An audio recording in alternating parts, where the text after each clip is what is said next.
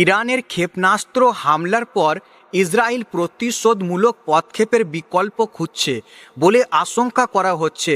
একদিকে আমেরিকা ও পশ্চিমা দেশগুলো পাল্টাপাল্টি যুদ্ধ শুরু করতে পারে, অন্যদিকে এটিও বলেছে যে এই সমস্ত কিছুর মধ্যেও ইসরায়েলের দ্বারা কোনো ধরনের পদক্ষেপ নেওয়া উচিত নয় এবং ইসরায়েলের কাছে এই পদক্ষেপ নেওয়ার ক্ষমতা রয়েছে।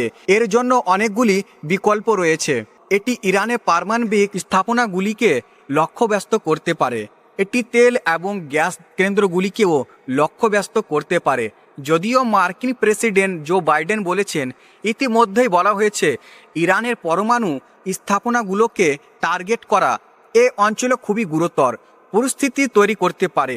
ইউনিভার্সিটির সিনিয়র ফলো প্রফেসর ওয়ালি নাসার ইন্ডিয়া টুডেকে বলেছেন যে ইসরায়েলের পক্ষে ইরানের পারমাণবিক স্থাপনাগুলিতে আক্রমণ করা বাস্তবতার বাইরে হবে, তবে এটি তার পরমাণু কর্মসূচি ধ্বংস করতে সক্ষম হবে না।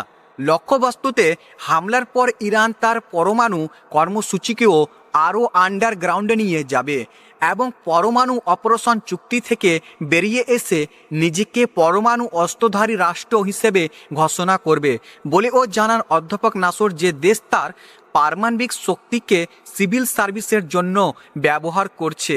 এর সাহায্যে সে পারমাণবিক স্থাপনায় হামলার ক্ষেত্রে আমেরিকার সাথে একটি মৌলিক অঙ্গভঙ্গি করে। এ পারমাণবিক শক্তির কর্মসূচি আনুষ্ঠানিকভাবে পরিণত হবে। পরমাণু অস্ত্র কর্মসূচির বিষয়ে অধ্যাপক আরও বলেন, পরিস্থিতিতে পুরো অঞ্চলের জন্য বিপজ্জনক হবে।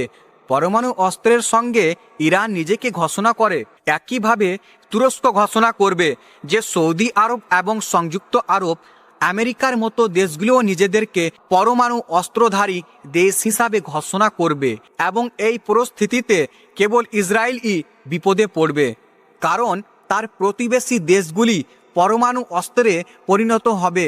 ইরানের পরমাণু লক্ষ্যবস্তুতে ইসরায়েলের হামলা প্রায় অসম্ভব বলে বলা হচ্ছে।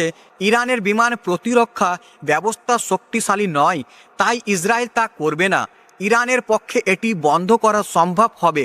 ইসরায়েল অতীতেও এই ধরনের হামলা চালিয়ে আসছে, অর্থাৎ ইরান একদিকে যেমন মাটির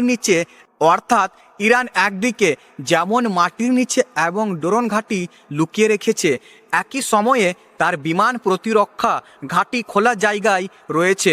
এমন পরিস্থিতিতে ইসরায়েলের পক্ষে ইরানের ক্ষেপণাস্ত্র এবং ড্রোন ঘাঁটি সম্পূর্ণরূপে ধ্বংস করা সম্ভব নয়।